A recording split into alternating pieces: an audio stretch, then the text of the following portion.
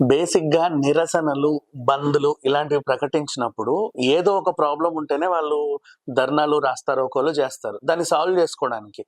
అది ఎలా అంటే ఇప్పుడు నిన్న భారత్ బంద్ అనేది ఒకటి జరిగింది. భారత్ బంద్ ఎందుకు వాళ్ళు బంద్ ప్రకటించారు? ఎస్సీ రిజర్వేషన్‌ల గురించి సుప్రీం కోర్ట్ ఏదో చిన్న సవరణలు చేస్తే అది వీళ్ళకి నచ్చక వీళ్ళు దాన్ని పునరుద్ధరించాలి అని జెప్పేసి ఒక డిమాండ్. బానే ఉంది. కాకపోతే ఏంటంటే బంద్ అనే దానికి పిలుపునిచ్చినప్పుడు మిగతా వాళ్ళు ఎవరైనా సరే స్కూళ్ళకి వెళ్ళినా, కాలేజీలకు వెళ్ళినా, లేకపోతే ఆటోలు నడిపినా, క్యాబులు నడిపినా, ఇంకేమైనా చేసినా అంటే ప్రైవేట్ సర్వీసెస్ కానీ కొన్ని కొన్ని సర్వీసెస్ ఏవైనా యథావిధిగా కొనసాగుతా ఉంటే వీళ్ళేం చేయాలి? బేసిక్‌గా స్కూల్‌కెళ్ళి రిక్వెస్ట్ చేయాలి. ఏవండీ మేమిలా ధర్నా చేస్తున్నాం. మేము ఈ రోజు బంద్ పెట్టుకున్నాము. మీరిలా స్కూల్ పెట్టుకుంటే మమ్మల్ని మా బంద్‌ని ఎవరు పట్టించుకోలేదు అనుకుంటారు. కొంచెం మా కోసం ఆలోచించి మా డిమాండ్ ఇలా తీసుకోవడానికి ఒక్కరోజు స్కూల్‌కి సెలవివ్వండి అంటే నిజంగా వాళ్ళు కూడా అర్థం చేసుకొని ఇస్తారు. చాలా మంది విద్యార్థి సంఘాలు కూడా కాలేజ్‌కెళ్ళి పిల్లల్ని వెంటనే వెనక్కి పంపిన రోజులు కూడా బోలెడన్నున్నాయి. స్కూల్‌లనే కాదు కాలేజ్‌లని షాపులు మూసేయడం కానీ, కూరగాయలు అమ్మకపోవడం కానీ, మార్కెట్ యార్డ్ క్లోజ్ చేయడం కానీ, ఆన్ రిక్వెస్ట్ జరిగితే బానే ఉంటది. కాకపోతే ఈ మధ్య కాలంలో బంద్‌లు, రాస్తారోకోలు ఎలా చేస్తున్నారంటే నిన్న బీహార్‌లో జరిగిన సంఘటనే దీనికి నిదర్శనం. స్కూల్ బస్సు అలా వెళ్తుంటే లోపల పిల్లలున్నారు. వాడొచ్చి తగలబెడుతున్నాడు బస్‌ని. ఎందుకొచ్చావురా రోడ్డు మీదకి అని. అంటే మీరు చేసే ధర్నా కానీ, నిరసన గాని నాట్ ఓన్లీ బీహార్ గురించే మాట్లాడట్ల. అన్ని రాష్ట్రాల్లోనూ ఉంటది పరిస్థితి. ఇప్పుడు ఆటోలు బంద్ అంటారు. ఒక ఆటో రోడ్డు మీదకొస్తది. వెంటనే అద్దాలు పగలగొడతారు. దానివల్ల ఏమొచ్చింది? వాడికి అర్థమయ్యేలా చెప్పండి. నెక్స్ట్ క్యాబులు బంద్ అంటారు. ఓ క్యాబ్ తిరుగుతా ఉంటది మీకు సంబంధం లేకుండా. అక్కడొకరు కూర్చొని ఎవడైతే క్యాబ్ నడుపుతారో వాడి అద్దాలు పగలగొట్టేస్తారు. వాడి టైర్‌లో గాలి తీస్తారు. కిరాణా షాపులు ఉంటాయి. వాడు ఓపెన్ చేసినప్పుడు వాడిని కన్విన్స్ చేసి మూసేయాలి. కానీ ఎళ్లి వాడి అద్దాలు పగలగొట్టేస్తారు. కూరగాయలు అమ్మే వాళ్ళకి కూడా అంతే. ఆ కూరగాయల గంప కిందేసి, తొక్కేసి ఏదో చేస్తారు. అంటే వాళ్ళకి నష్టం ఎందుకు చేయాలి? మీకొక బాధ కలిగింది. మీకంటూ ఏదో నష్టం జరిగింది.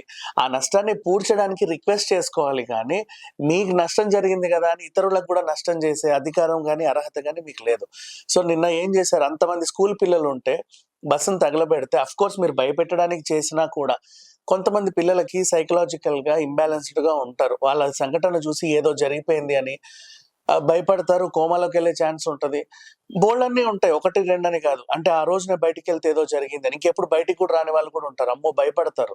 స్కూల్‌కెళ్ళాలంటే ఏడుస్తారు. మీకు బంద్ ఉంది అంటే ఆ రోజు ఆ స్కూల్ నడిచింది. సరే ఏం చేయాలి?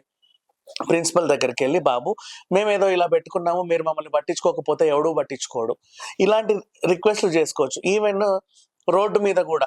ఆ రోజు ట్రాన్స్‌పోర్ట్ ఆపేస్తారు. రోడ్డుకి అడ్డంగా నిలబడి. ఆఫ్‌కోర్స్ పర్వాలేదు. అంటే మా డిమాండ్ పునరుద్ధరిస్తే మేము రోడ్డుకి అడ్డంగా ఉన్న ఈ వలయాన్ని తీసేస్తాము అంటారు. తీయొచ్చు తప్పులేదు. అప్పుడు మీరు చేసే ఆ సిట్యుయేషన్ వల్ల కొన్ని సార్లు ఏమవుతాయంటే అంబులెన్స్‌లెళ్తాయి. ప్రెగ్నెంట్ వుమెన్స్ ఉంటారు. మీరు నిజంగా అంబులెన్స్‌కో, ప్రెగ్నెంట్ వుమెన్స్‌కో లేకపోతే ఎమర్జెన్సీ సిట్యుయేషన్స్‌కో దారిస్తే పలానా వాళ్ళు నిరసనకారులు. నిరసన చేస్తా కూడా చూసావా ఒక ప్రెగ్నెంట్ వుమెన్ వస్తే వాళ్ళకి దారిచ్చారు అంటే చాలా గొప్పగా ఉంటది. చరిత్రలో నిలిచిపోయే రోజులవి. అంటే అంత బాగా చెప్పుకుంటారు. అలా కాకుండా నువ్వు ఆపేసి ఒక ప్రాణం తీసి, ఇంకో తల్లి బిడ్డ ప్రాణం తీసి, ఇంకా ఎవరిదో నష్టం చేకూరిస్తే మనకొచ్చేదంటూ ఏమీ ఉండదు. ఇప్పుడు ఎవరితో ఫైట్ చేస్తున్నారు? సుప్రీం కోర్ట్ ఒక తీర్పిచ్చింది. దానికి నిరసన వ్యక్తం చేస్తున్నారు. రాష్ట్ర వ్యాప్తంగా ఏంటి దేశవ్యాప్తంగా బంద్ పెట్టుకున్నారు. మీ బంద్‌ని ఎవరైతే పట్టించుకోవట్లేదో వాళ్ళకి నష్టం చేకూర్చడం కంటే వాళ్ళని కన్విన్స్ చేయాలి. అయినా వినట్లేదన్నా సరే మీరు కన్విన్సింగే చేయాలి. అంతేగాని మీరు బలంగా మీ బలాన్ని ఉపయోగించి వాళ్ళకేదో నష్టం చేసే అర్హత మాత్రం ఎవరికీ లేదు. అండ్ నాట్ ఓన్లీ స్కూల్ బస్సులు, ఆటోలు గాని, బస్సులు గాని ధ్వంసం చేస్తా ఉంటారు.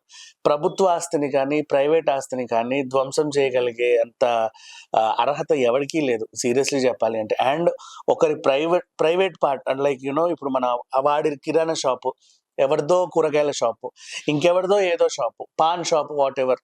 నువ్వెళ్లి ఆ సామాన్లన్నీ కిందేసి తిక్కితే నీ బంద్ ఒకరోజు అయిపోతది. మహా అంటే తెల్లారేసరికి మీరు బంద్ విరమించుకుంటారు. కానీ వాళ్ళకి జరిగే నష్టాన్ని ఆ చిన్న వ్యాపారులేంటంటే జీవితకాలం పట్టుద్ది వాళ్ళకది పూడ్చుకోవడానికి.